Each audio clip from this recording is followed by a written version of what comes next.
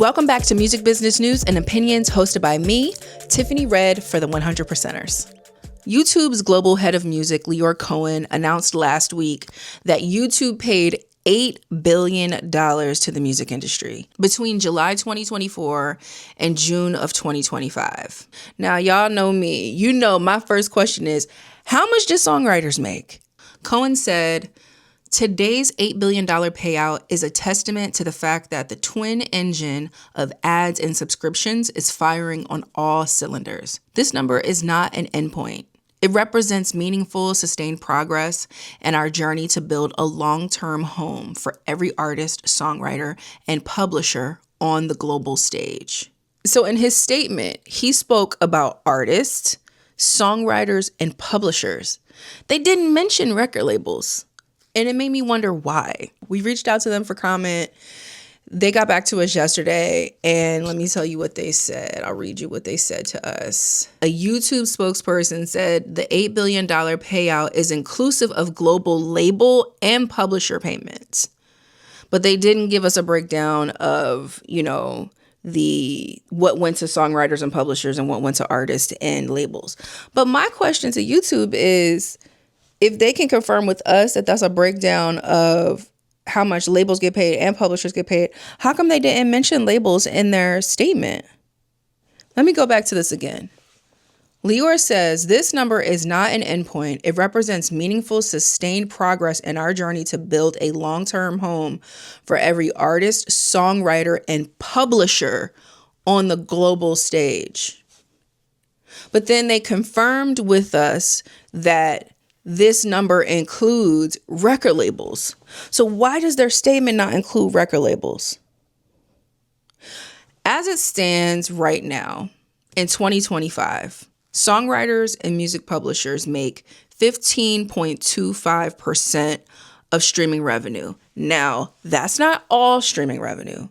That's streaming revenue that comes from subscriptions. So when you're subscribed to YouTube, when you're subscribed to Apple Music, when you're subscribed to YouTube's premium music streaming platform. But the reality is the vast majority of people are experiencing YouTube on their free tier, which depends on ad revenue.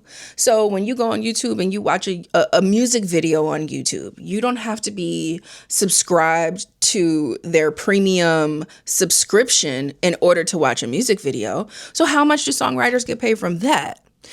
Well, here's the reality. That part of our money is collected by performance rights organizations like BMI, ASCAP, CSAG, GMR. So our royalties from our PROs are also regulated by the government. So that part of our money is governed by the DOJ, the Department of Justice, because they have consent decrees with BMI and ASCAP. So I know you're probably wondering, what the hell is a consent decree? Don't worry, I got you.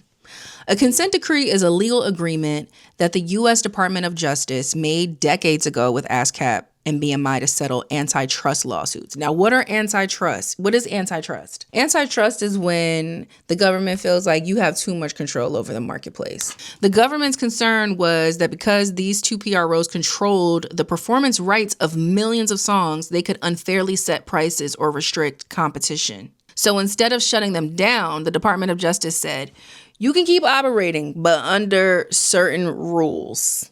Those are called consent decrees. Now, back to YouTube, right?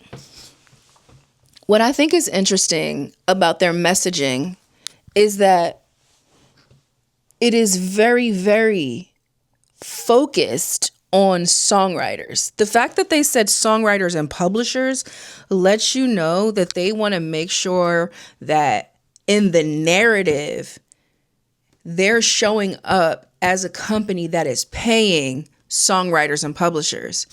Yet, they won't confirm how much. Like I said, we reached out to YouTube and they contacted us yesterday and confirmed that $8 billion includes global record labels and music publishers. But that's not what they said in their messaging. Listen, it's really hard to call something progress when you won't even tell people what the progress is. We can't measure something if you won't give us accurate numbers to really examine. I don't know about this one, YouTube. Like, I think, yes, it's awesome that, $8 billion was paid to the music industry, but it's really frustrating for there not to be transparency around how much was paid to the people who write all that music, who create all of that music. If you're going to call it a win for us and use us in your messaging, I think that it's fair for us to know how much of that we made. Because like you said, this is not an end point, it's a start point, right? I think a lot of these companies assume that we're just like, F you, we want to take you down. No, what we want is transparency and honesty and to know where we are so we can know where we're going. That's it. We want real, true partnership. We want to work with people who want to work with us, who really do want to build with us for real.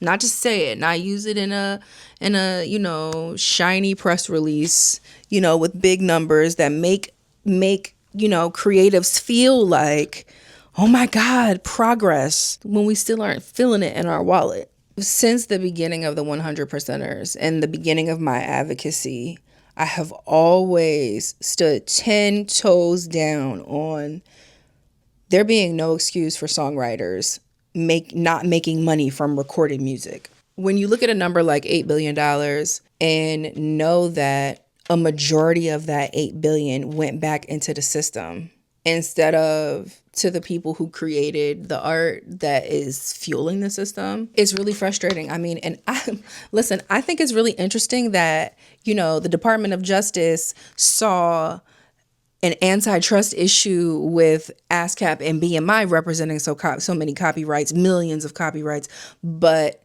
they don't see an issue with these majors representing all these copyrights. They don't see an issue with a music group owning the record labels and the music publishers so that the publishers and songwriters can actively, independently advocate for themselves. What about that, DOJ? What about that? Because ASCAP and BMI were not the only ones they are not the only ones that represent millions of copyrights. The reason why songwriters are having such a hard time with changing the industry standard around how we get paid is because there's an antitrust issue. It's because there's a conflict of interest issue. Your publisher having the same boss as their record label peers is a conflict of interest. How could they ever advocate for you fairly, for real, if they answer to the same person that you're in negotiation with answers to? They can't. They all on the same team. That's a conflict of interest. It's just something to think about.